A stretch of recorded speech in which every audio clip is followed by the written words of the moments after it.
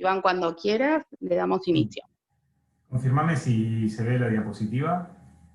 Sí, perfecto, la presentación perfecto. Y el audio por acá perfecto. Bueno, buenísimo. Buenos días a todos, muchas gracias por participar en esta charla sobre cabinas de bioseguridad. La charla va a ser una actualización normativa y se va a hablar sobre ensayos. El tiempo del que disponemos es de aproximadamente 1 hora, con lo cual va a ser algo muy resumido, pero bastante abarcativo.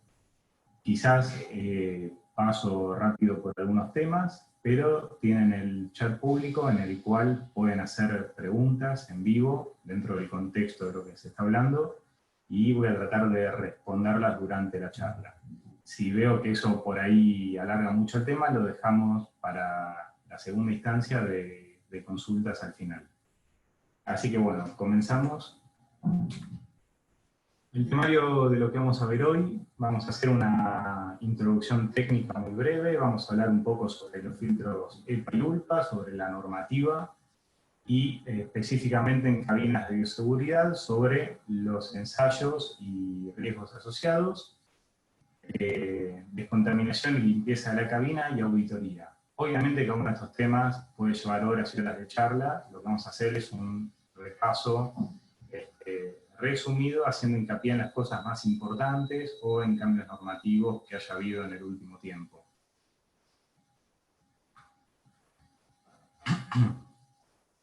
Bueno, hay muchas definiciones de bioseguridad. Una de las más interesantes es la que figura en la IRA 80.059, en la que define que es un conjunto de métodos tendientes a minimizar el riesgo asociado al manipuleo de microorganismos mediante la protección de operadores, personas del entorno, animales y el medio ambiente. Involucra las técnicas de laboratorios, equipos de seguridad y diseño de las instalaciones. El concepto que nos da esto es un concepto integral de bioseguridad en el que tanto la infraestructura como las técnicas de laboratorio y los equipos de seguridad son los que trabajando en conjunto nos van a brindar lo que es la bioseguridad. Y la bioseguridad está entendida también como la protección de la muestra biológica con la que estamos trabajando. Hay un concepto en inglés en el cual hay dos definiciones. Una es biosecurity y otra es biosafety, en la cual cuando lo llevamos al español es la biovigilancia, la biosecurity, que eso ya tiene que ver con el acceso a ciertos microorganismos que pueden ser usados en forma incorrecta. Para hablar un poco de las cabinas de bioseguridad, es importante tener en cuenta que una cabina de bioseguridad es un equipo cuya misión principal es la biocontención. Esto significa la protección del usuario, medio ambiente, muestra y salud pública.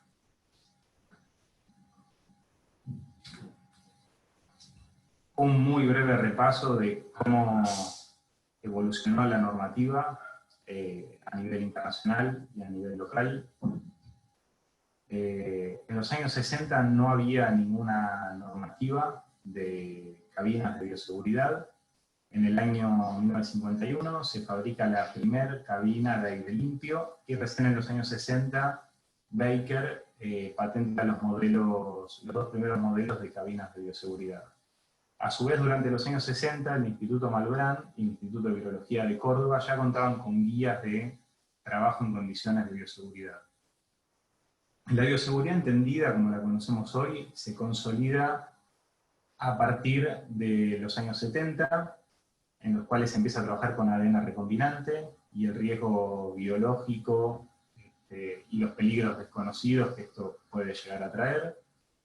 Se empiezan a utilizar métodos estadísticos para determinar el riesgo y aparece a principios de los años 70 una norma de NIH para cabinas de bioseguridad que luego en el año 76 es reemplazada por la NSF 49.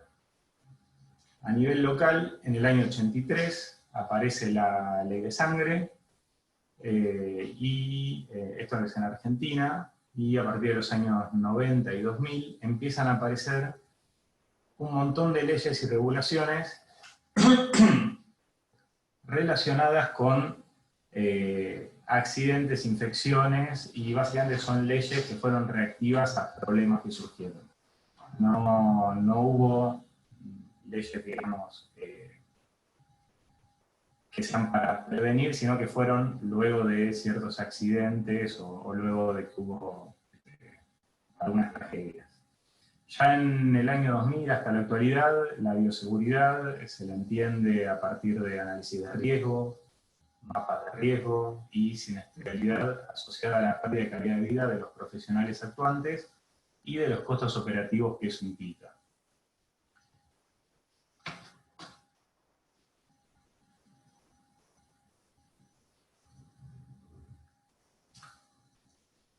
Algunos textos recomendados, y con esto finalizamos lo que es la introducción de bioseguridad, es el famoso BMBL5, que es algo muy parecido al manual de bioseguridad en el laboratorio de la OMS, pero es bastante más específico. Hace hincapié en las técnicas, hace hincapié en el tipo de microorganismos con el que se trabaja, y tiene ciertas ventajas, funciona como un complemento al manual de bioseguridad en el laboratorio de la OMS. Las guías para el trabajo y la investigación con ADN recombinante tiene también cosas muy interesantes para lo que es el trabajo en el laboratorio microbiológico. Y ya yendo a lo que es el día a día y la protección de los usuarios, estas dos guías que vemos acá, estas dos publicaciones que vemos acá, son muy interesantes. Las publicaciones de Pike y Salkin son publicaciones que se hicieron durante muchos años estudiando las enfermedades surgidas dentro del laboratorio microbiológico y la estimación de la percepción en el riesgo de manejo de citostáticos en el Instituto de Oncología y Radiobiología de Cuba. Es una publicación muy interesante porque hacen una correlación entre todo el personal que trabaja en esta institución, su contacto con los productos oncológicos, su estimación del riesgo, en este caso hace hincapié en la subestimación del riesgo, y los restos o residuos oncológicos que se le detectan en orina. Entonces, esta publicación está bastante buena para todo lo que tiene que ver con la subestimación del riesgo, sobre todo en personal que empieza a subestimar el riesgo cuando tiene un contacto muy frecuente con la sustancia o el producto que genera el riesgo. Dos conceptos que tenemos que tener claros para poder ver lo siguiente son los estados de agregación. Por ejemplo, saber que el vapor es la fase gaseosa de una sustancia y que aerosol se define como pequeñas partículas de un líquido o partículas sólidas suspendidas en un gas entre 0,002 micrones a 100 micrones. En el aire libre podemos encontrar una concentración de hasta 350 millones de partículas por metro cúbico, mayores a 0,3 micrones, y esto es lo que se deposita constantemente en los filtros EPA de las cabinas de bioseguridad.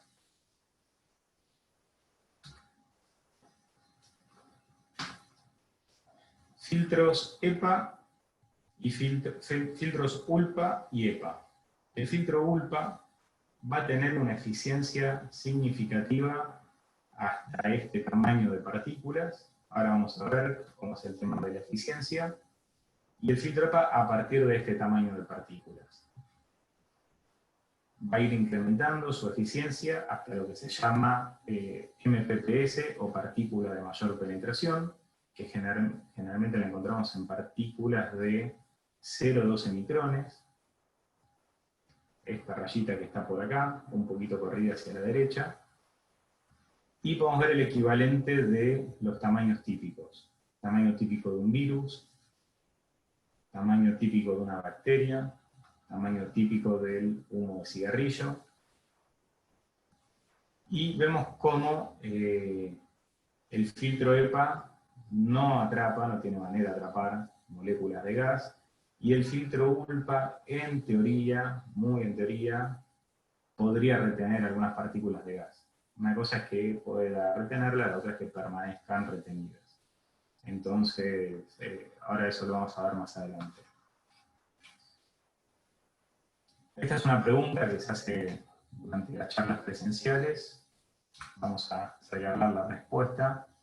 El filtro EPA lo que va a retener, va a filtrar y retener es el humo del cigarrillo, porque son partículas sólidas, excepto lo que sea gas, los virus muy pequeños, y todo lo que sea agentes volátiles antineoplásicos o cualquier tipo de gas o vapor no va a quedar retenido en el filtro EPA, puede ser frenado durante una pequeña porción de tiempo, pero luego va a terminar evaporando y saliendo de ese filtro. Todo lo que sea aerosoles, esporas, todo eso va a quedar retenido en el filtro EPA. El concepto que vamos a manejar, en el cual se basan las cabinas de bioseguridad, para que nosotros podamos decir que son seguras y que protegen al usuario, es que el aire que se encuentra libre de todo tipo de aerosoles no transporta microbios capaces de generar enfermedades. Hasta ahora hay alguna consulta. Acá estoy viendo en el chat si hay alguna consulta. Si quieren, durante la charla pueden escribir en el chat, y si veo que está dentro del contexto, la respondemos y no lo dejamos para después. Bueno, no veo ninguna consulta, voy a seguir. El filtro EPA. ¿Qué tenemos que mirar en un filtro EPA? Sobre todo cuando lo vamos a instalar en una cabina de bioseguridad.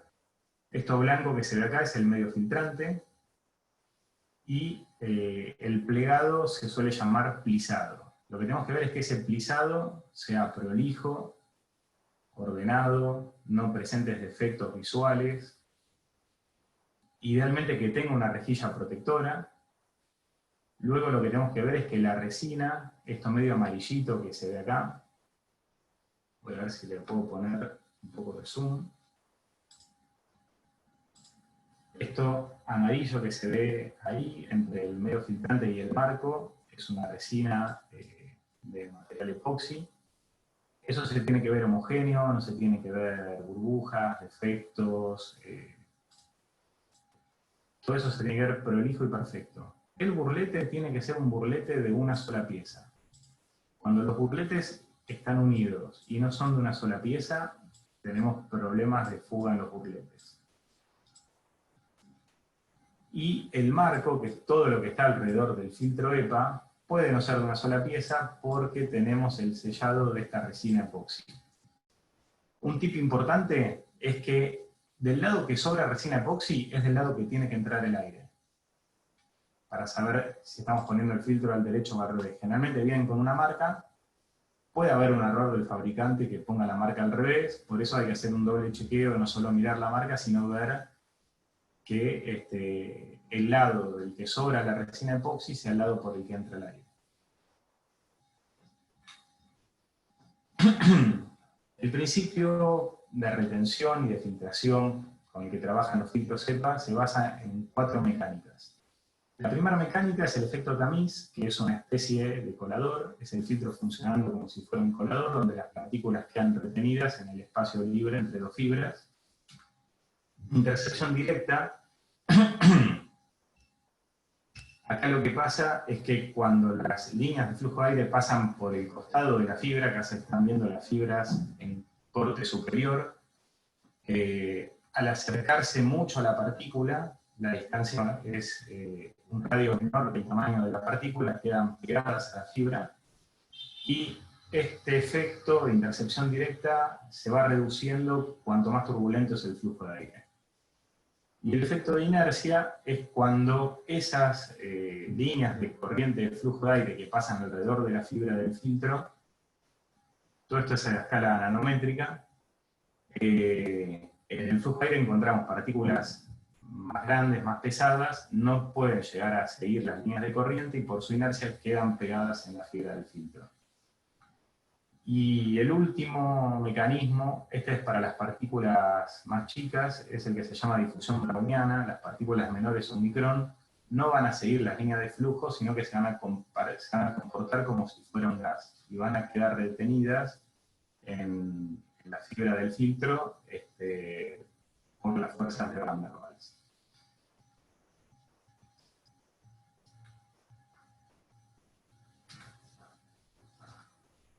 Entonces, lo que nosotros vemos como eficiencia del filtro es la sumatoria de la eficiencia debido a la mecánica de intercepción, la eficiencia debido a la mecánica de difusión y la eficiencia debido a la mecánica de inercia y de efecto tamiz. Esa sumatoria, esas curvas, es lo que nosotros vemos como eficiencia, por ejemplo, 99.99 en partículas de 0,3 micrones o 99.995 en partículas MPPS, que generalmente son 0,12 micrones. MPPS es la partícula de mayor penetración. Lo que vamos a ver es que el filtro, en partículas más chicas, debido al efecto de difusión, va a aumentar su eficiencia también. No solo lo aumenta para partículas más grandes, sino para partículas más chicas. Lo que pasa es que a partículas más chicas hay un límite en el cual ya no retiene. Espero que este gráfico se entienda. Si no se entiende o no es muy claro, pueden consultar por el chat. Hay dos normativas respecto a filtros EPA y ULPA. Lo voy a hacer muy resumido, pero está la normativa estadounidense que habla de filtro EPA y filtro ULPA.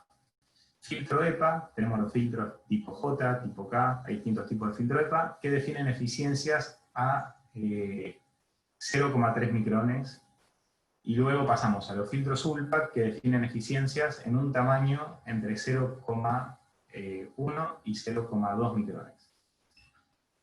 Cuando vamos a la normativa europea y vemos los equivalentes, la normativa europea habla de los filtros H13, en el cual tiene que tener una eficiencia mínima de 99.95 en la partícula de mayor penetración.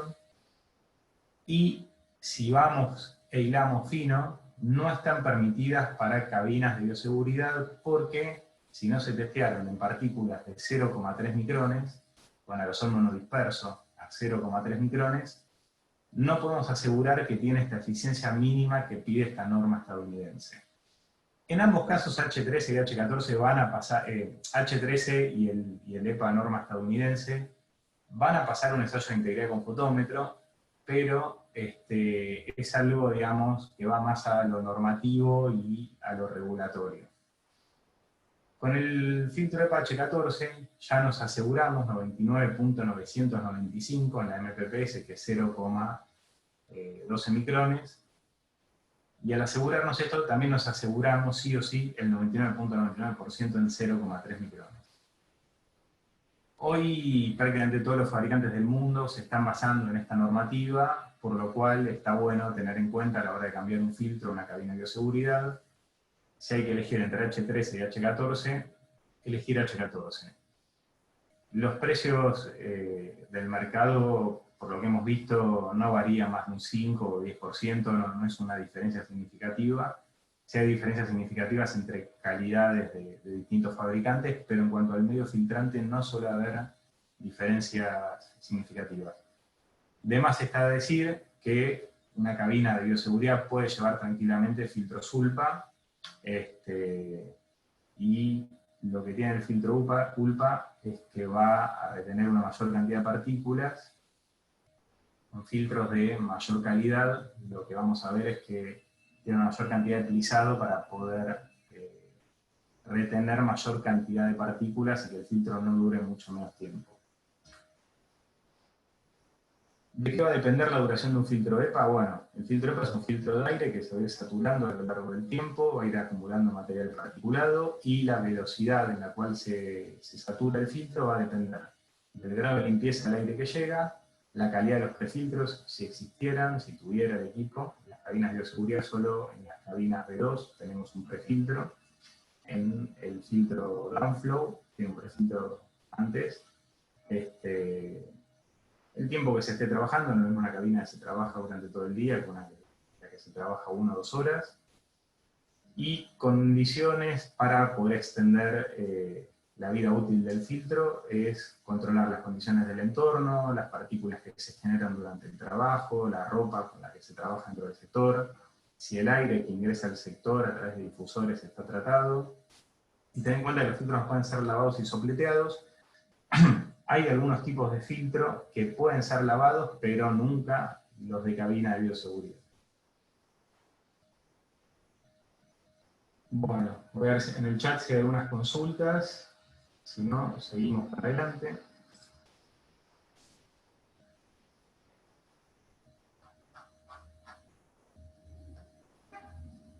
Iván, tenés una consulta de los filtros EPA. Sí, ahí lo estoy viendo. Vamos a ver la pregunta de Valentina, la vamos a ver al final, y la de Edgar González, justo empieza ahora esa diapositiva. Valentina, si podés cuando termina, recordame que responda a tu pregunta.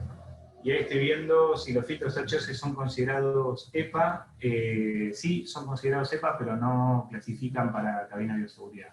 EPA tenés H11, H12, H13 y H14.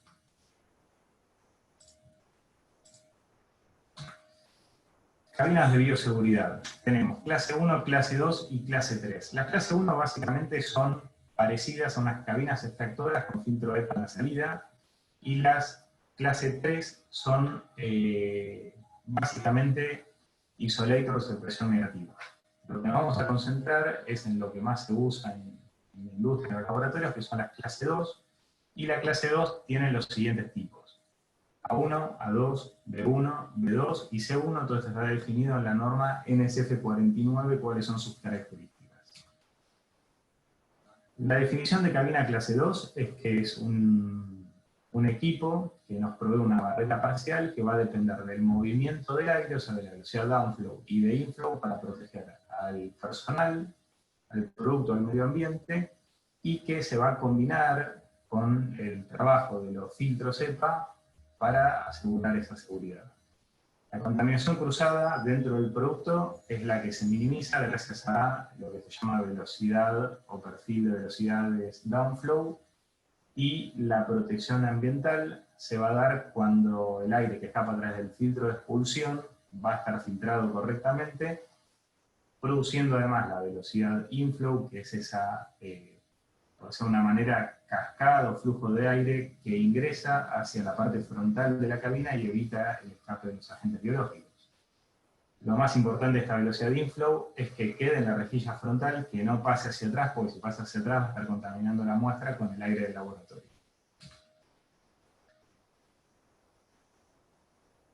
Importante remarcar que las cabinas A1 y A2 recirculan el aire dentro del laboratorio. Si se descargan hacia el exterior, lo que sale del filtro de expulsión va hacia el exterior, siempre tiene que ser a través de una conexión canopy, es normativo y mandatorio desde hace ya casi 10 años.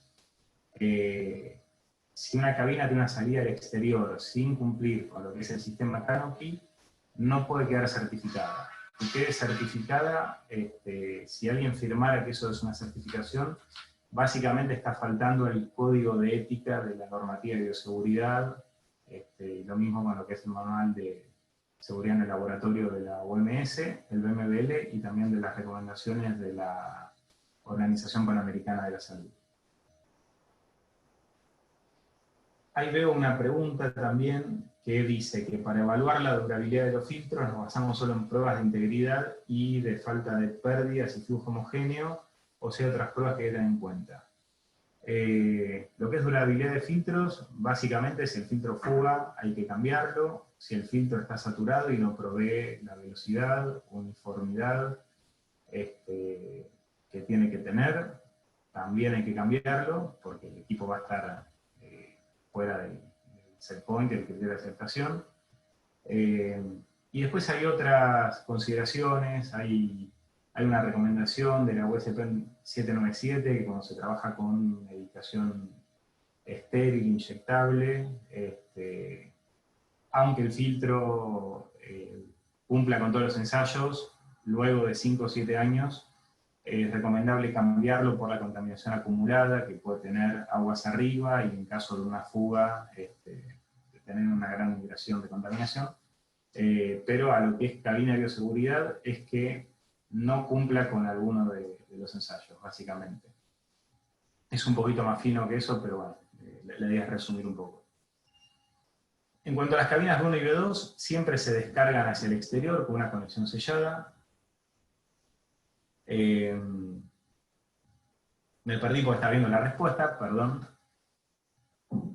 Todas las cabinas clase 2 están diseñadas para trabajos que involucran patógenos que representen niveles de bioseguridad 1, 2 y 3.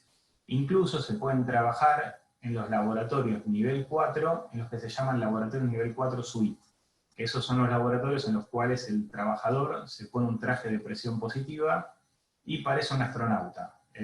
Acá en Argentina creo que no hay ningún BSL-4 suite, con lo cual, digamos, si se trabajara con nivel de riesgo biológico 4 en algo que no sea un BSL suite, se tiene que trabajar con una cabina clase 3. Seguimos un poquito. Esto es como para que tomen nota. Ahí estoy viendo una consulta de Maximiliano.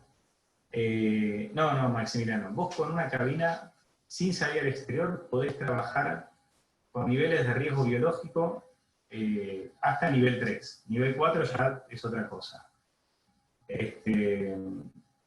Vos en esa cabina de bioseguridad le vas a tener que poner una salida al exterior si trabajaras con algún químico volátil, pero siempre que trabajes con microbiología, esa cabina recirculando en el laboratorio es segura. La cabina en su zona de trabajo interior es por decirlo de alguna manera, esto no es técnicamente del todo correcto, pero es una especie de laboratorio nivel 3, tu cabina adentro. Entonces, para todo lo que es microbiología, no es necesario que tenga salida al exterior. De hecho, puede ser contraproducente en muchos casos. Respecto a si se puede trabajar con solventes orgánicos en una cabina de bioseguridad, se puede trabajar. Vamos a ver esto del anexo 1. El anexo 1 acá nos va a dar un montón de información desde que estamos pensando en comprar una cabina de bioseguridad, el análisis de riesgo, cómo la seleccionamos, cómo vemos el sitio donde va a ser instalada, qué cosas tenemos que tener en cuenta al momento en que llega a la cabina y se certifica, cómo se limpia y desinfecta, cuáles son las prácticas y procedimientos dentro de la cabina, cómo se mueve una cabina y qué es lo que se hace cuando la cabina llega al final de su vida útil y básicamente cómo se desecha. Por eso está en el anexo 1 informativo de la normativa de la NSF 49. Y dentro del análisis de riesgo está la pregunta de Edgar, en la cual dice que pregunta si se puede trabajar con solventes orgánicos. La recomendación general es que si se trabaja con solventes orgánicos por algún motivo, trabajes con una cabina B1 o B2 que tienen descarga al exterior y tendrías que hacer bien el análisis de riesgo. Se podría llegar a trabajar con una cabina A2, con una salida al exterior tipo Canopy, pero bueno, hay que conocer bien el proceso, hay que hacer bien el análisis de riesgo. Este análisis de riesgo que propone la norma está bastante bueno porque va dando como recetas y tips y no hace falta ser un gran experto en cabinas de bioseguridad, sí conocer bien el procedimiento para poder seguir ese análisis de riesgo. Ese análisis de riesgo es algo que se debería hacer entre el personal que va a usar la cabina, la empresa que va a proveer el equipo, y alguien externo que conozca bien el funcionamiento de las cabinas de seguridad. Ese es el paso estándar.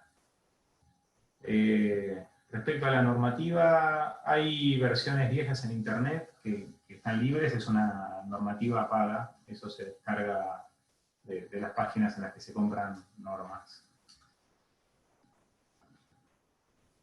Uno de los puntos que tiene este anexo 1 informativo es el que refiere a las distancias de la cabina de bioseguridad.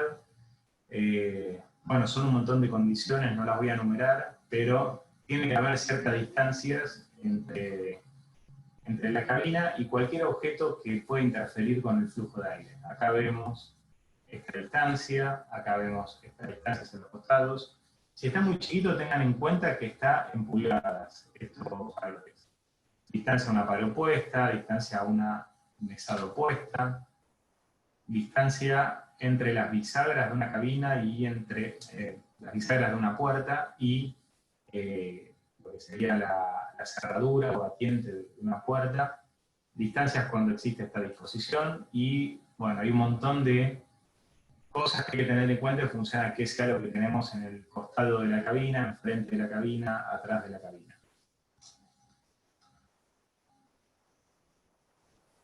¿Qué tipo de cabina es recomendable para la preparación de las dosis en quimioterapia? Esto lo pregunta Germán. Germán, es todo un tema y esto puede requerir más o menos media hora de explicación. Voy a hacer un paneo muy rápido que espero que me lleve menos de un minuto. Por defecto tendrías que hablar de cabinas tipo B2. Se puede trabajar con cabinas tipo B1 y se podría llegar a trabajar con cabinas A2 con salida al exterior siempre que tengan un sistema tipo Canopy. Hay que tener en cuenta que las cabinas B2 no son cabinas intrínsecamente seguras por diseño. Si fallaran las alarmas, si fallara el extractor, la cabina va a soplarte directamente hacia donde vos estás trabajando. Las cabinas B1 son un poco más intrínsecamente seguras y las A2 con una salida al exterior tipo Canopy va a ser más intrínsecamente segura, pero vas a tener una recirculación si estas preparaciones de quimioterapia tienen posibilidad de evaporar. Entonces ahí vos lo que buscás es una descarga mayor al exterior, obviamente a los 4 vientos. Entonces por defecto hablamos siempre de cabina B2 para preparación de quimioterapia, pero tenés que hacer en realidad, ahí sí tenés que seguir bien el análisis de riesgo de lo que te dice la norma. Respecto a las diapositivas, sí, se las vamos a mandar a la gente de ISPE en formato PDF, o pueden pedirnos a nosotros directamente, eso no hay ningún problema. Normativa vigente. Tenemos la NSF 49, que es la norma que refiere a cabinas de bioseguridad, se especializa en cabinas clase 2, y abarca diseño, construcción, performance y certificación de campo. Tenemos la EN 12469, es una norma del año 2001 que habla de criterios de funcionamiento de la cabina. La BS 5726, que tiene que ver con el intercambio de información entre proveedor, comprador e instalador de una cabina de bioseguridad. Esto mismo está incluido en la NSF. Tener en claro que la ISO 14644 es para salas limpias, no es para cabinas de bioseguridad. Se puede tomar como referencia cuando se hace un conteo de partículas dentro de la cabina, porque a su vez tenemos que cumplir con algún requerimiento de ANMAT, porque adentro trabajamos, por ejemplo, con medicación inyectable. Tener en cuenta que todo lo que es GMP, ANMAT, etcétera, tiene que ver con fabricación de medicamentos, no tiene que ver con cabinas de bioseguridad, excepto en la excepción que hablé hace un ratito, y normativas no vigentes, pero que vemos que se siguen citando en requerimientos de usuario, licitaciones, etc. La NIH 03112 fue reemplazada en el año 76, no está vigente desde el año 76. La 1000F 51068 fue suprimida en el año 2012, y era también de los años 60-70, y la Federal Standard fue suprimida en el año 2001, y fue reemplazada solo para lo que es salas limpias por la ISO 14644.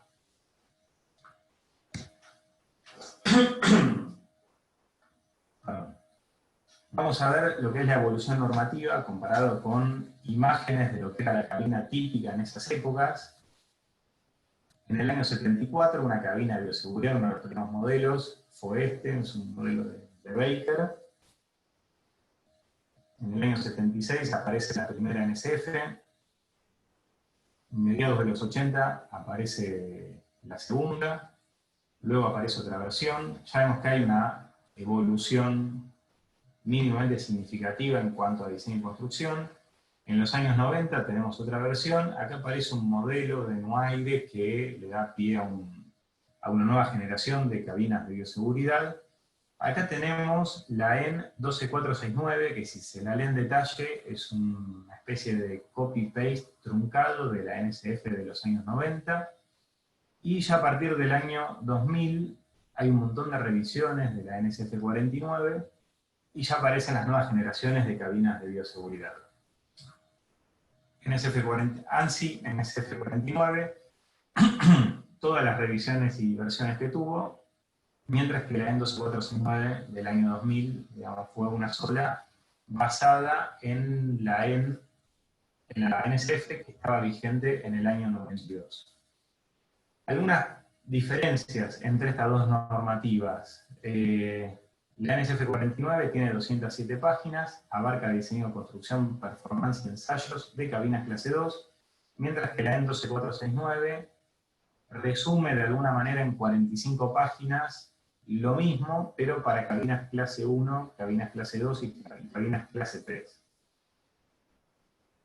La EN 12469 define un equipo genérico clase 2, mientras que la NSF 49 define los tipos de cabina que usamos todos los días, A1, A2, B1, B2 y C1. En cuanto a velocidad downflow, la NSF 49 define un procedimiento muy específico, un número de puntos, una forma de calcularlos y una forma de asegurar repetitividad. Indica qué tipo de instrumento y qué tecnología se debe utilizar para medir velocidad downflow y establece una tolerancia respecto al set point que indica el fabricante, más o menos 0,025 metros por segundo. La EN 12469 define una velocidad downflow 0,25 a 0,50, define un menor número de puntos y no especifica qué tipo de instrumento ni tipo de tecnología. En la EN 12469, por ejemplo, se puede usar un anemómetro de veleta o de turbina, mientras que en la NSF 49 solo se admite el anemómetro de hilo caliente, que tiene una precisión muy alta a bajas velocidades, que son las velocidades características de una cabina de bioseguridad. La NSF 49 define cómo medir la velocidad inflow. Hay varios métodos que se definen para cada tipo de equipo. No es lo mismo medirla en una cabina A2, B1 o B2. No da lugar a error, tiene un gran nivel de precisión y repetitividad, se establece también una tolerancia, más o menos 0,025 respecto al set point que indica el fabricante. Y tanto la velocidad downflow como inflow, ese set point que indica el fabricante, son el resultado de una serie de ensayos microbiológicos. O sea, todo tiene una correlación a un estudio microbiológico. Mientras que, volviendo al inflow, en la EN 12469 dice solo que tiene que ser mayor a 0,40 metros por segundo, habla de velocidad típica y lo mismo, no especifica incertidumbre del instrumento que se utiliza, tecnología, y no está fundamentada en nada, con lo cual, según la EN 12469, podemos tener una velocidad downflow 0,50 y una velocidad inflow 0,40, con lo cual el resultado es una velocidad downflow mayor a una velocidad inflow, lo cual, digamos, al hacer los ensayos de humo teniendo esas características, vemos cómo el humo tiende a escapar de la cabina, y también puede pasar que tengamos una velocidad downflow 0,25 y una velocidad inflow 0,84, y vemos cómo el aire del laboratorio pasa por adentro de la zona de trabajo y contamina las muestras. El resultado son muestras contaminadas. Respecto al ensayo de integridad, la NSF indica un ensayo de integridad con un criterio también de reparación de filtro bien definido. Ese ensayo lo toma de la IES 34.4, es una normativa técnica de ensayos de filtro EPA y ULPA, mientras que el ensayo de integridad en la EN 12469 contradice las normas actuales respecto al método, y también permite realizarlo con un contador de partículas. En una cabina de bioseguridad vos tenés un efecto de dilución muy grande y es esperable que por más que haya fuga te dé bien, porque es un aire que está siendo recirculado. Entonces es muy difícil, incluso haciendo bien, tampoco está bien definido cómo hacer integridad con contador de partículas. En la ISO 14644 parte 3 hay un método, es un método muy complejo. Por ejemplo, en la EN 12469 hace prácticamente una división entre el total de partículas encontradas y las esperadas. Siempre estás dividiendo por algunos millones, entonces siempre da bien. La EN no posee un registro de equipos ni de personal acreditado, mientras que la NSF tiene un listado de equipos acreditados y de personal acreditado. Un ejemplo de qué pasa si nos basamos en las tolerancias de la EN 12469 y en las tolerancias de la NSF 49. ¿Cuál es el resultado respecto a la seguridad en el laboratorio? Esta crucecita que vemos acá es el set point que define el fabricante para una cabina, y la campana de color azul es la zona segura. En esta zona no tenemos fallas de protección ni del producto ni del personal. Acá lo que vemos es una correlación con la variación de tensión, por eso es importante tener una tensión bastante estable. Esto, como fue hecho en algún país que se trabaja con 110 voltios, está con 120, está con estos valores de tensión. ¿Qué pasa? Acá lo que vemos es manejándonos dentro de la tolerancia del NSF y con una cabina que tiene estas características de protección microbiológica. Si nosotros tomamos los criterios de aceptación de la EN 12469, la cabina va a estar dando bien incluso en las zonas donde falla la protección del producto o del personal. En este otro modelo de cabina, donde cambia su característica y este set point, por diversos motivos, está cerca de los límites, aunque la tolerancia nos mantiene muy cerca de los márgenes, si nos vamos a certificar la cabina o a hacer la calificación de la cabina con los criterios de la EN 12469, el área bajo la curva, el área bajo la curva así, de este cuadrado, va a ser mayor fuera de la zona segura que dentro de la zona segura. O sea, la probabilidad de que calificando dentro de lo que es la normativa EN 12469, con esos criterios tan laxos que tiene, es más probable que la cabina esté trabajando dentro de la zona insegura que dentro de la zona segura. Acá Federico pregunta, ¿las unidades son en pies por metro? Sí, esto está tomado de un paper, un paper que se hizo en el extranjero. Estos 5 FPM es el más o menos 0,025 metros por segundo que aparecen acá en la normativa.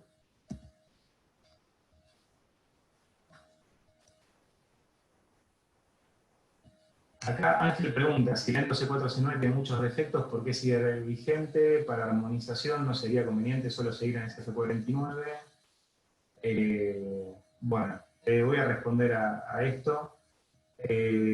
¿Por qué sigue vigente? En realidad nunca fue dada de baja oficialmente, pero si vos te fijás, las cabinas de marcas reconocidas, todas hacen referencia a la SF49, excepto algunos modelos muy económicos.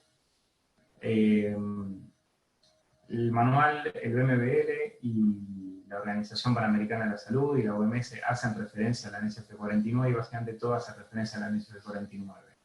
Hoy la EN 12469 funciona como si fuera una especie de vacío legal en la cual una cabina que en realidad no te cumple no te va a asegurar del todo, o podría no asegurarte del todo las condiciones de biocontención, cumple una norma que está redactada y que todavía no fue dada de baja.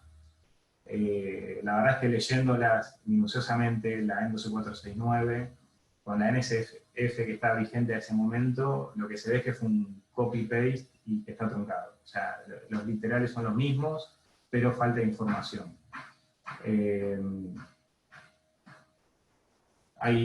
Pongo un ejemplo muy rápido. Hay una cabina de una marca, un modelo específico, que tiene unos anemómetros, que ese anemómetro por algún momento durante la limpieza se mueve, se tapa, se ensucia, se corroe, la cabina lee ese valor y acelera el motor de velocidad downflow, con lo cual la cabina tiende a soplar el aire para afuera. Automáticamente, sin que el usuario esté enterado del tema, y el usuario lo que empieza a ver es que la cabina se desajustó y que ahora está andando bien. Por ejemplo, en lo que es el anexo referido a la construcción y fabricación de cabinas de bioseguridad, ese tipo de sistemas no son aceptados. Mientras que en la EN 12469 pasa. Pero es un equipo que, haciendo los ensayos de campo, da bien, pero finalmente no estás asegurando la biocontención a largo plazo del equipo.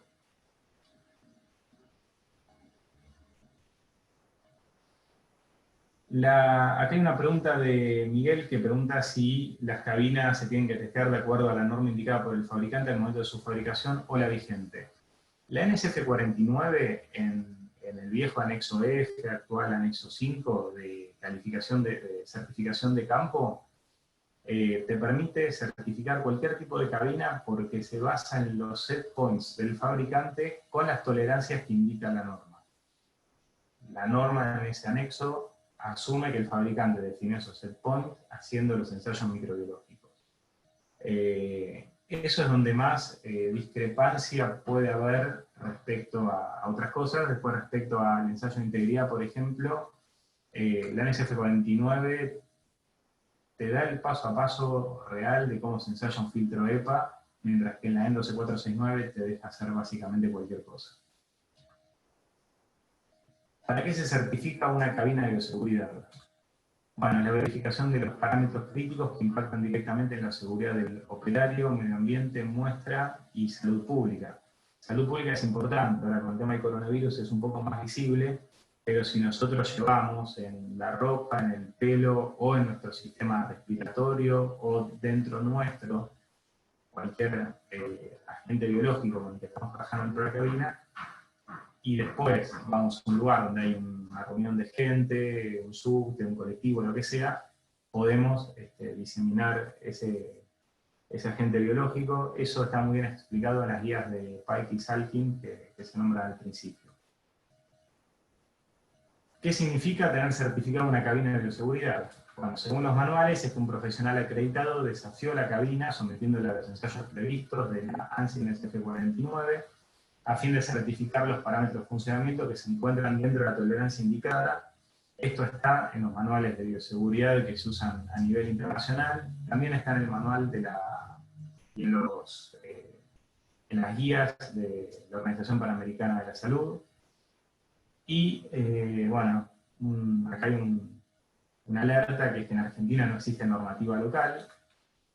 En Argentina, vos para lo que es un trabajo eléctrico, por ley necesitas un electricista matriculado, para trabajos de gas, un gasista matriculado, pero para certificar una cabina de bioseguridad lo puede hacer cualquier persona de carreras no afines.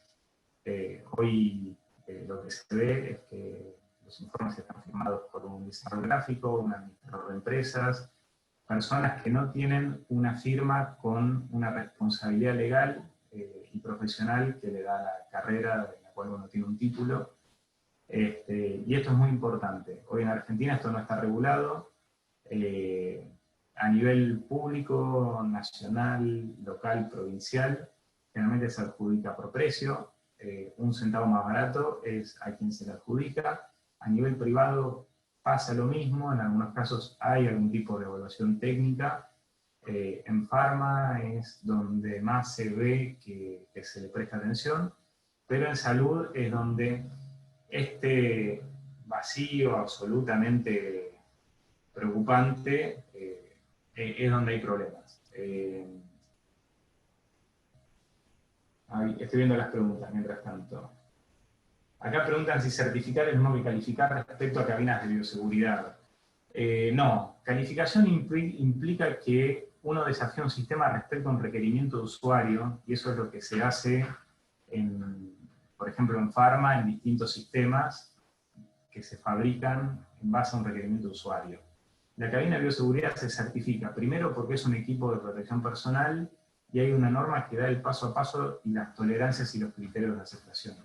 Entonces, no es lo mismo. Decir que uno califica una cabina de bioseguridad es una forma de desentenderse de la responsabilidad que implica realizar los ensayos y homologar el equipo para su uso. Creo que con eso también respondí a la pregunta de Miguel.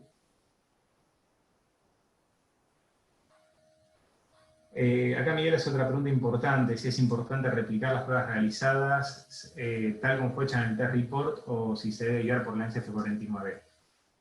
Si vos te fijás los test report de las marcas líderes de cabinas de bioseguridad y de modelos que están, digamos, que son modelos de lo que se ve en el mercado, ese test report sigue tal cual la NSF 49. Si ese test report no sigue exactamente la NSF49, hay que ver en qué parte no lo sigue y por qué. Si es porque está mal hecho, se ve mucho en algunas marcas que el test report sale por lote de cabinas, todas las cabinas del mismo lote tienen los mismos resultados y es poco probable que eso pase. Eso hay que verlo en profundidad. Muchas marcas, en realidad, siguiendo la NSF49 no está siguiendo el test report. Y sí tenés que ver el test report, sobre todo para ver cuáles son los valores de set point de las velocidades downflow e inflow y qué método se utilizó para la medición de velocidad de inflow. ¿Cuáles son los ensayos principales en las cabinas de bioseguridad? Ensayo de velocidad downflow, velocidad de inflow, patrones de flujo de aire, ensayo de fugas, Site Installation Assessment, que son los ensayos de alarmas, y integridad de gabinete en las cabinas. A1 con pleno positivo, que hoy realmente no se ven en el mercado, son cabinas que tienen más de 20 años, que son A1 y que tienen un sistema constructivo que ya hace unos 15, 20 años que por norma no se utiliza. Ensayos relacionados con seguridad y confort, iluminación, vibración, ruido, y ensayos eléctricos, esos son requeridos cuando los equipos no son certificados UL. Hoy en día, todos los equipos importados para que pasen por aduana tienen certificación UL. Ensayos adicionales, conteo de partículas. Estos pueden ser requeridos por el ensayo, o por el trabajo, por el proceso que se realiza dentro de la cabina, pero no por la norma para certificar una cabina y asegurar la biocontención. Básicamente, si la cabina cumple con los criterios de aceptación, los valores te van a dar 0 o muy cercanos a 0. Lo mismo en el control microbiológico del aire o en el control microbiológico de superficie, pero estos dos ensayos pueden ser requeridos, por ejemplo, una cabina que está dentro de un banco de huesos, dentro de un quirófano, son ensayos que se suelen utilizar. Todos estos ensayos generalmente se hacen por requerimiento normativo o como un ensayo de control o de contralor del resto de los ensayos. El resultado en esto es que siempre es de 0, ¿no es cierto? Voy a acelerar un poquito porque nos estamos quedando sin tiempo. Ensayo integral es un ensayo crítico muy importante. ¿Qué tenemos que ver acá? Que se genera un aerosol con un generador homologado. Este generador homologado va a generar una concentración de aerosol previo al paso del filtro, que va a tener unas características muy específicas para ser leídas por este aparato, que es el fotómetro. En lo que es upstream, se va a leer la concentración que tenemos acá, o esa concentración se puede calcular con esta cuenta que está acá, que también aparece en la norma, y por ejemplo aparece también en el manual del equipo con el que generamos el aerosol. Saber precisamente la concentración upstream va a hacer que el fotómetro lea precisamente el porcentaje de penetración luego del paso del filtro. Si no ponemos un valor correcto como valor upstream, el ensayo de integridad no tiene validez y no vamos a encontrar fugas, básicamente.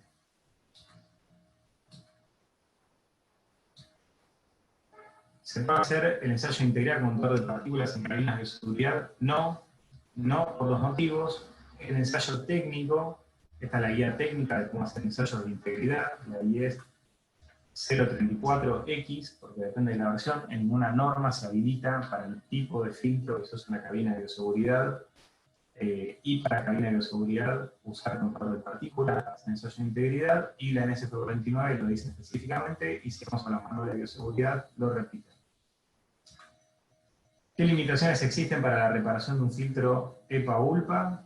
Que no exceda el 3% del área total del filtro y que la longitud máxima de cada reparación no puede exceder los 4 centímetros para redondear.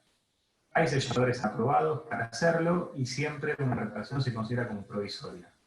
Cualquier otra normativa para reparación de filtro EPA es muchísimo más exigente, o por lo menos igual de exigente que la NSF49. Por ejemplo, la USP 797 no admite reparaciones en grado A, la EN 1822 no más del 0,5% del área total del filtro, y donde puede ser un poquito más previsible es en la ISO 14644, que es para salas limpias, y que esto va a ser aceptable en un acuerdo entre proveedor y cliente, y hablamos bien de lo que es calificación, requerimientos de usuario y otras consideraciones. Acá se ve un pequeño videíto donde se ven fugas sostenidas mayores a 0,01% en el borde del filtro.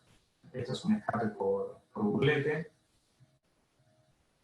Una definición de fuga es que tiene que ser sostenido arriba de 0,01%.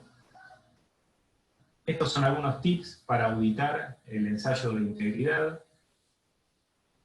Cosas importantes. Cada tanto llamar al proveedor que calificó ese fotómetro y preguntarle si realmente lo calibró y si realmente dio bien. Que la boquilla captadora y su manguera sean las correctas y que no haya una restricción. Que la manguera del captador se encuentre conectada al pico downstream, que el generador esté encendido, el nivel de PAO dentro del generador del sol sea PAO y tenga un nivel adecuado, que se haya medido la concentración upstream. Esto es lo más importante y es el error que más se ve, que el valor upstream no es ni coincide con el que con el cálculo y el caudal que maneja la cabina. Que el fotómetro no esté en la posición clear, siempre va a dar 0, se va a estar moviendo, pero alrededor del valor 0. Y que la velocidad de medición sea un escaneo del filtro a una velocidad de 5 centímetros por segundo y con una técnica que se llama escaneo superpuesto, que es que se va repitiendo el camino en el 25% del largo total del escáner. Ensayos de velocidad downflow es la velocidad de aire que desciende sobre la mesada de trabajo. Lo más importante en este ensayo es que los puntos tengan una separación menor o igual a 15 centímetros. Siempre va a ser la misma, porque además tiene que cumplir con que haya 7 columnas y 3 filas, por lo menos. Puede haber más cuando la distancia en ese cálculo te da mayor, y la distancia hasta paredes y ventanas son 15 centímetros. Esto generalmente aparece en el test report del fabricante, y está bueno seguir el test report del fabricante. Puede haber unas discrepancias, sobre todo en cabinas que tienen un largo menor a 90 centímetros. Lo importante en esto es que cuando hagan un ensayo de velocidad downflow, vean que se hagan las marquitas y que el anemómetro esté sobre esas marquitas. Esto asegura que uno de esos puntos, año tras año, sean medidos en el mismo lugar y se puede detectar cuando el filtro se está saturando, estás empezando a tener una saturación localizada, estás empezando a perder homogeneidad. Y esos son indicadores de que dentro de algunos años hay que empezar a tener en cuenta cambiar el filtro. Velocidad de inflow es la velocidad que ingresa por el frente de la cabina, y los valores que indica la norma, que indican en el anexo de construcción, son indicativos para construcción. Luego los fabricantes pueden tomar valores mayores, pero siempre validados por un ensayo microbiológico. Esto es el método primario, es con el cual el fabricante define luego los métodos secundarios, que por ejemplo acá tenemos el de apertura restringida. Importante en cabinas B2 cuando se mide velocidad de inflow. La velocidad de inflow es el resultado de restar la velocidad de ingreso de aire menos el caudal total expulsado menos la velocidad de ingreso de aire, va a dar el caudal de inflow. Y eso, dividido en la superficie por la gente del aire, nos va a dar la velocidad de inflow. Es el único equipo en el cual hay que hacer una resta de caudales. Si no se hace esta resta, nos va a dar una velocidad de inflow buenísima, y buenísima menos que sea muy superior. Ahí también es un valor de alerta. Pero vamos a estar ignorando que en realidad va a ser más o menos la mitad de la que estamos calculando la velocidad de inflow. Y en una cabina B2 con una velocidad de inflow baja significa que el equipo puede estar soplando directamente a la cara del usuario el aire que está dentro de la zona contaminada. Ensayo de patrones de aire. Esto, por ejemplo, es una cabina A2 con salida al exterior que no tiene la salida hecha correctamente. Entonces la cabina está soplando el aire que está dentro de la contaminada.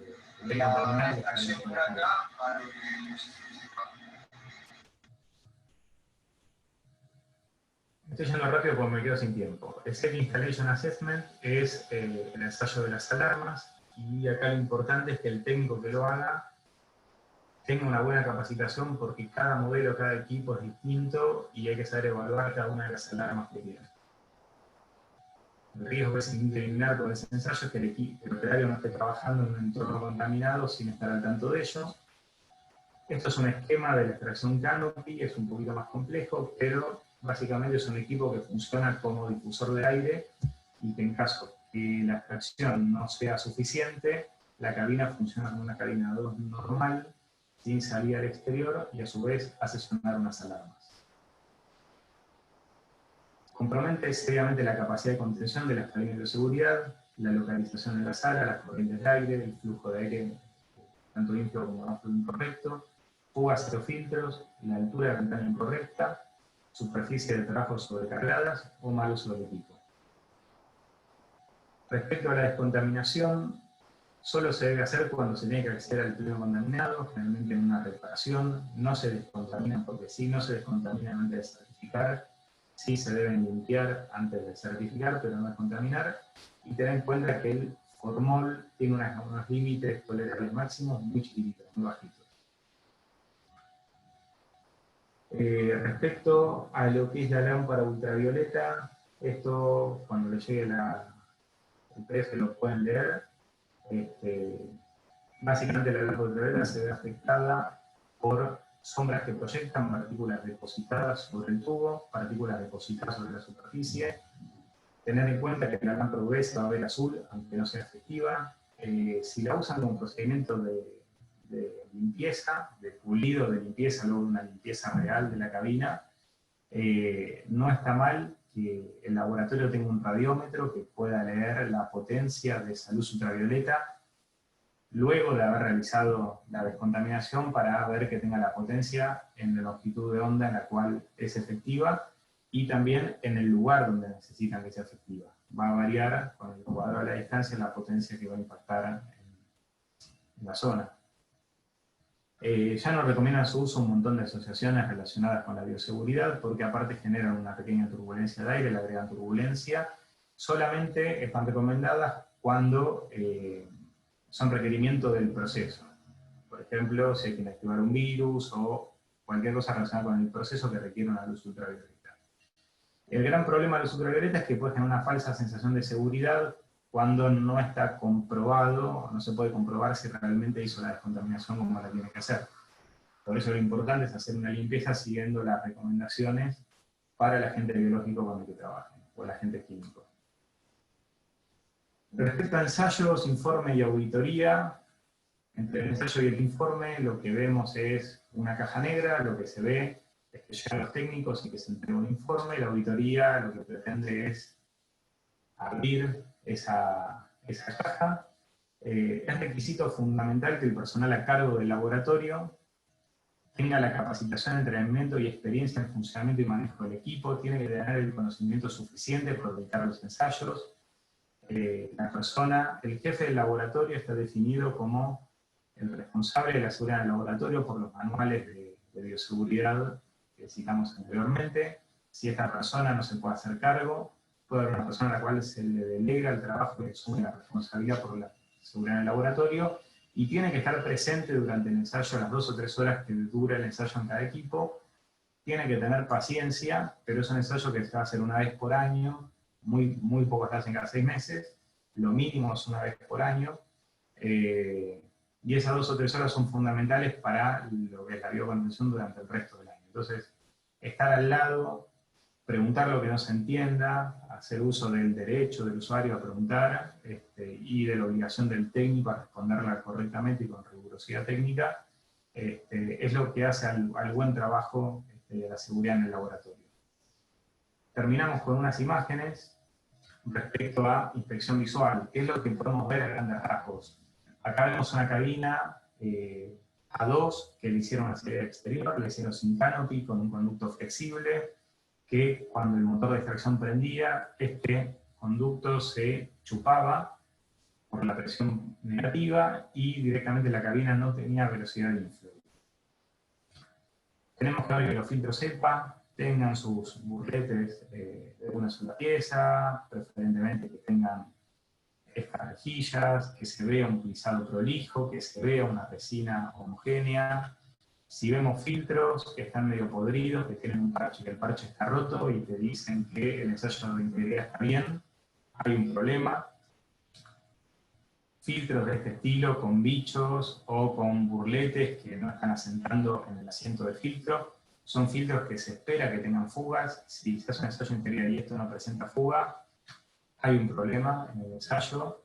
Filtros con este nivel de reparaciones son inaceptables, y acá lo que se ve es que la suciedad ha migrado a la cara limpia del filtro. Esto es un filtro que lleva años pidiendo el cambio, también se ven agujeros a simple vista.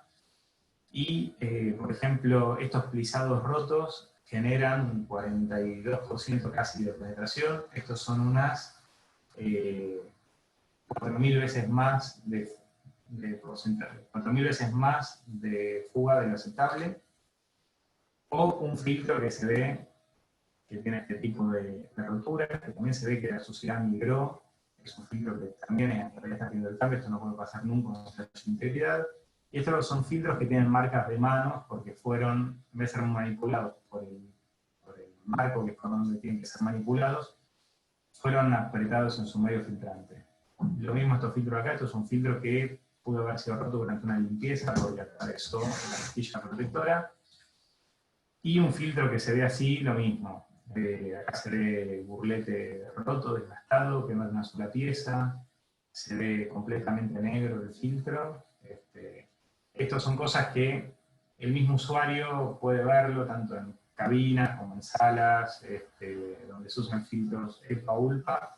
Es algo que lo puede ver mantenimiento, se puede hacer una inspección visual antes de llamar el servicio de certificación. Bueno, con esto terminamos la charla. Les agradezco mucho por su atención. Ahora sí, damos paso a las consultas. Pueden hacer todas las consultas que crean necesarias.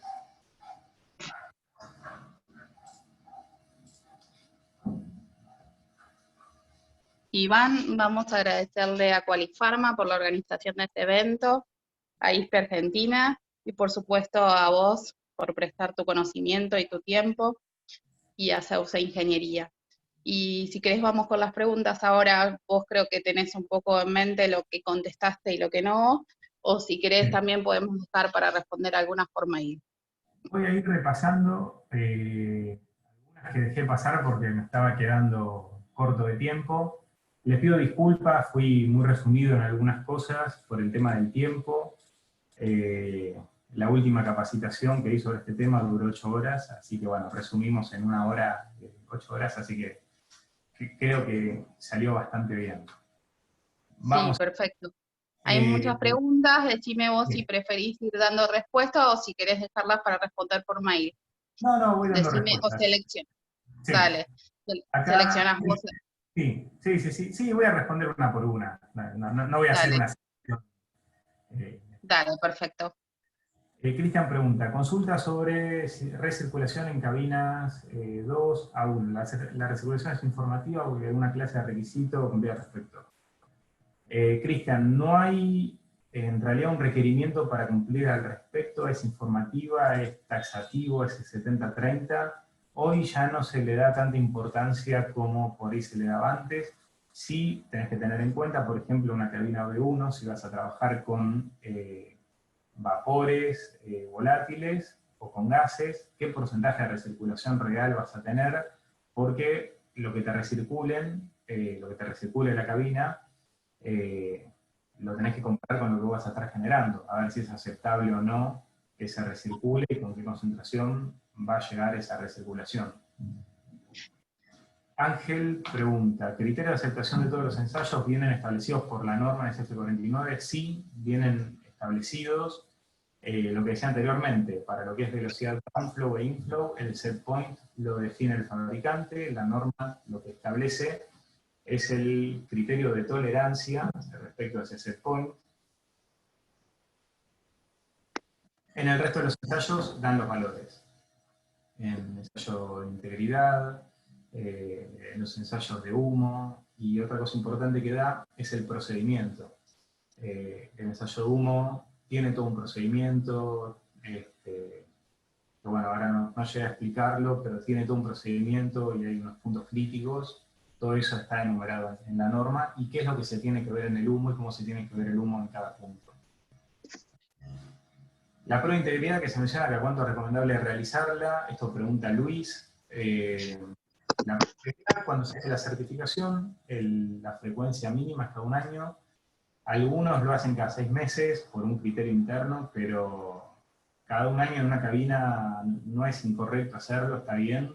La cabina es muy raro que se rompan los filtros, realmente es muy raro detectar fugas en un filtro de cabina de bioseguridad. Sí se han detectado generalmente después de una obra en la sala en la cual cayó material sobre el filtro, o por algún procedimiento de limpieza en el cual de alguna manera se golpeó el filtro. Pero el filtro es muy raro que se rompa, sí se trabaja en algunos casos con cosas que son filosas o punzantes, muy chiquititas y livianas que puedan recircular sobre el filtro, pueden llegar a generar ahí una pequeña fisura y una detección de fuga. Jesús, Iván, perdón, Iván. Jesús, ¿cómo andas? Iván, perdón, Martín, te interrumpo en esto un minutito nomás. Respecto de la pregunta que acabas de responder, es cierto que en la guía de GBP de ANMAT, si es que es aplicable a la actividad que desarrollan ustedes, dice explícitamente que las áreas limpias se tienen que recalificar con cierta periodicidad, ¿sí? Y para zonas de grado A o grado B establece una frecuencia mínima de semestral. ¿sí? Semestral. Exacto. Ahora, lo que también dice en otro apartado, y no tenemos que perder nunca de vista, ¿sí? Es que el alcance de la recalificación tiene que estar basado en una gestión del riesgo, ¿sí? Y ahí es donde tenemos cierto margen de maniobra, ¿sí? Para, como decía Iván, hay actividades que exponen los filtros EPA, que es uno de los elementos clave de las cabinas, lo exponen a un riesgo mayor, entonces tiene sentido quizás hacerlo semestralmente, en otros casos no. ¿Sí? Y lo que dijo Iván hace un rato, un filtro EPA, no sé si, no me acuerdo si dijiste algún tiempo preciso, pero un filtro EPA bien cuidado, bien usado, bien mantenido, puede durar años y años y años. Y eso lo demostramos y lo comprobamos día a día, Iván. Sí, un filtro EPA puede durar tranquilamente 7 años, 5 años, siempre hay que hacer ensayos, pero por eso nos da tanta pena cuando vemos. Por eso nos da tanta pena cuando vemos un filtro de EPA negro como el que mostraste en la foto. Porque si lo cuidamos bien, sabemos que eso no llega. Sí. Si vemos un filtro EPA en una cabina de seguridad que tiene 15 años instalado, hay que dudar. Ya hace varios años que seguramente está fuera de especificación. Lo que es así, cuando vos tenés que cumplir, aparte, algo regulatorio, y eso te da una frecuencia mayor, si te lo pide el tema regulatorio, digamos, tenés que cumplirlo por un tema regulatorio. Seguimos con... Jesús Casas, acá. Jesús, ¿cómo andás? A ver, voy a leer tu pregunta. Pregunta si es importante durante el ensayo de integridad también se controla la concentración upstream, así evitamos falsos negativos. Obviamente, parte del ensayo de integridad, la mitad del ensayo de integridad, es saber qué concentración upstream tenemos, porque lo que nos da el fotómetro como resultado es el porcentaje respecto al upstream. Entonces tenemos que saber el upstream. Para saber el upstream podemos medirlo, si la cabina está contaminada, es complicado medirlo, y puede ser hasta peligroso medirlo, por eso la norma da la opción de calcularlo, y para calcularlo tenemos que saber el caudal en el cual se está diluyendo el aerosol que generamos. Y va a ser distinto para el filtro de expulsión y para el filtro de inyección en función al tipo de cabina que tengamos. Entonces también es importante saber si estamos trabajando en una cabina A1, A2, B1, B2, porque donde no hay un plenum compartido, va a ser distinto, y va a ser distinto de donde tenemos que inyectar el aerosol. En una cabina B2 se inyecta el aerosol por la entrada, con el caudal de entrada se calcula la concentración, se escanea el filtro downflow, y después se genera dentro de la zona de trabajo el aerosol, se calcula el caudal total de extracción, y con ese caudal total de extracción podemos calcular el valor upstream para el filtro de expulsión de la cabina B2.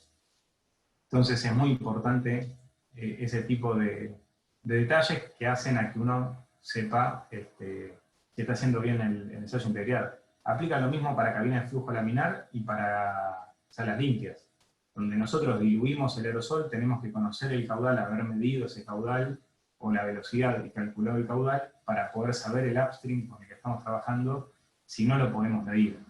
Y el upstream, ese aerosol tiene que tener varias características y cumplir con las guías técnicas, por ejemplo las IES, sobre cómo tiene que ser.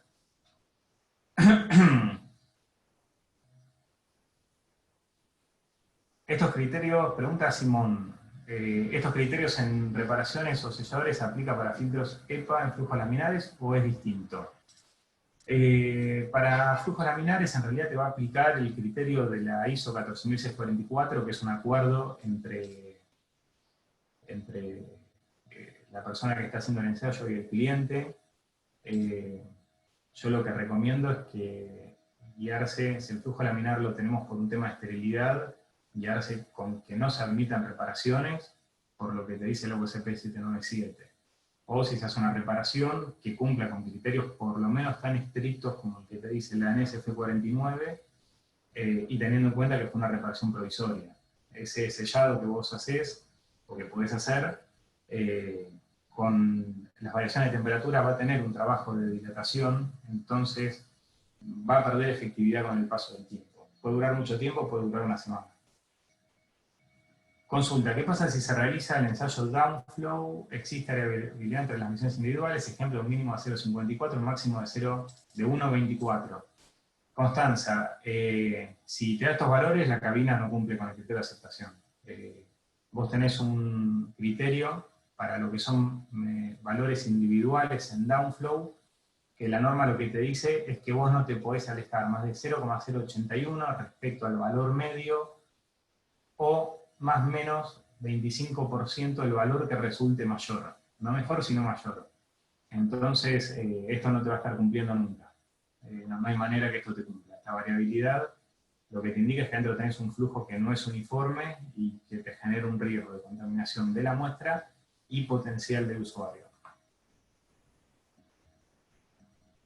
Lo que dice David es así, lo vemos.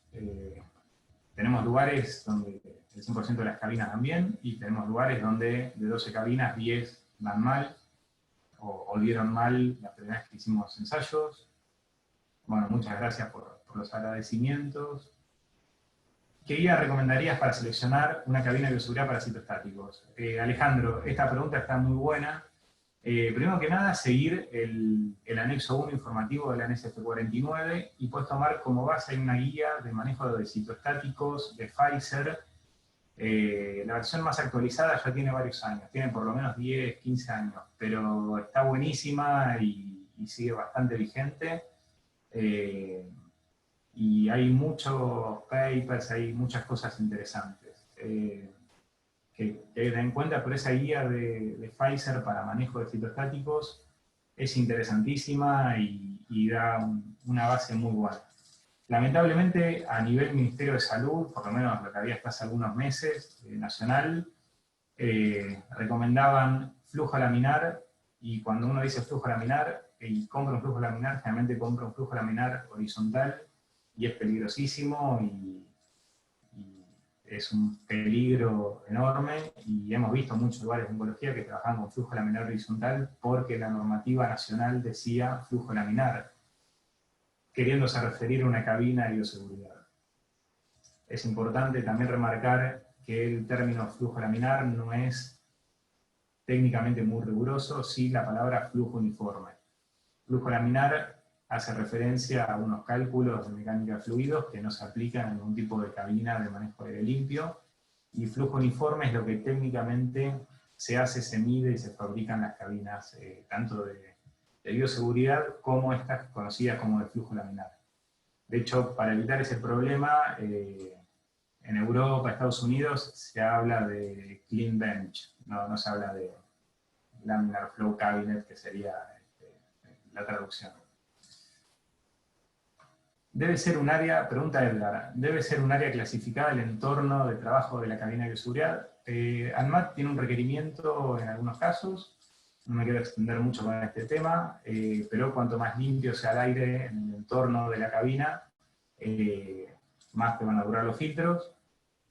Y si trabajás con ciertos microorganismos, vas a tener algunos requerimientos de que tu sala esté en presión negativa, y esto hay que tener mucho cuidado, y es muy importante que si tu sala tiene presión negativa y tu salida tiene salida al exterior, o si tu cabina tiene una salida al exterior, te va a despresurizar la sala y vas a tener una compensación de aire. Si no, tu cabina va a estar también trabajando de manejadora de aire y va a cambiar su funcionamiento en función a que tengas abiertas y cerradas las puertas o ventanas, y eso te va a generar un riesgo muy grande. Bueno, muchas gracias por los agradecimientos. Ahora estoy llegando a las últimas preguntas. Acá María Fernanda pregunta sobre salas limpias, qué controles se debe hacer. Bueno, esto, digamos, correspondería a otra charla, otro tema. Los ensayos son muy comunes con cabinas. Se hacen ensayos de integridad, se miden caudales, se miden diferenciales de presión, conteo de partículas, ensayo de recuperación, hay varios ensayos. Eso está en la ISO 14644, y podemos decir que está bastante completa en la GMP de ANMAT. Acá me recuerda, Valentina, la pregunta inicial.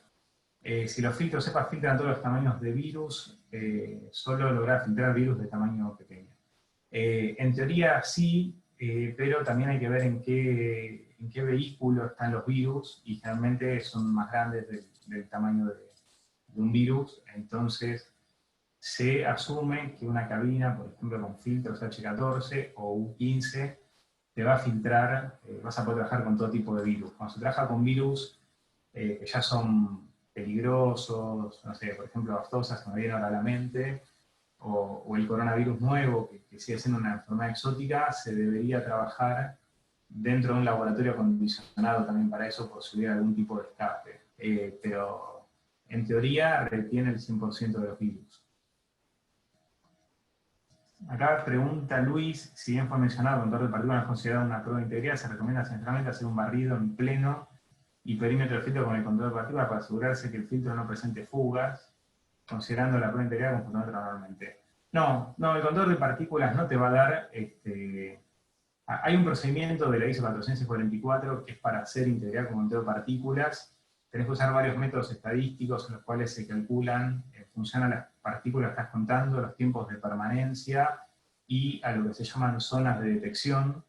Es un ensayo muy complejo, lleva mucho tiempo, y lo que terminas haciendo es una evaluación de la eficiencia global, porque siempre se está hablando de eficiencia global en un conteo de partículas, y vas a llegar a una fuga local de alguna manera, pero vas a estar siempre dividiendo por números muy grandes, por la cantidad de partículas que tenés antes. En cambio, con el fotómetro, vos vas a tener una concentración exacta antes del paso del filtro y una fuga local detectable, donde en el resto de la cara del filtro te va a dar prácticamente cero, y donde está la fuga te va a dar un valor varios órdenes de magnitud más grande. Entonces, una pequeña fuga, vos vas a tener una gran diferencia en la lectura, mientras que en un fotómetro no, mientras que en un contador de partículas no. Y eso lo probamos, y lo hemos probado en cabinas de bioseguridad y en Isolator, donde se detectaban fugas pequeñas, 0,02, 0,05, y en un conteo de partículas no se detectaban fugas ni por el método de la EN, ni por el método muchísimo más riguroso de la ISO 14644. Bueno, espero haber respondido a todas sus consultas. Muchísimas gracias a la gente de ISPE por haberme invitado a dar esta charla. La verdad, un gusto. Es la primera vez que hago una charla online, está acostumbrado a las presenciales, así que espero que haya sido, primero que nada, que no haya sido aburrida, y luego que haya sido útil a nivel procedimientos y a nivel implementar mejoras en los laboratorios. Así que bueno, muchas gracias a todos.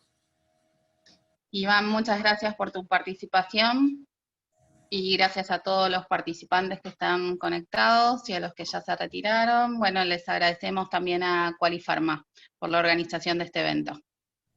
Gracias, Iván, gracias, Ana, y a los asistentes, muchísimas gracias, y cualquier duda ya ahí tienen los datos de contacto de Iván, ¿sí? Los de ISPE ya los tienen, así que estamos a disposición para lo que necesiten. Gracias. Bueno.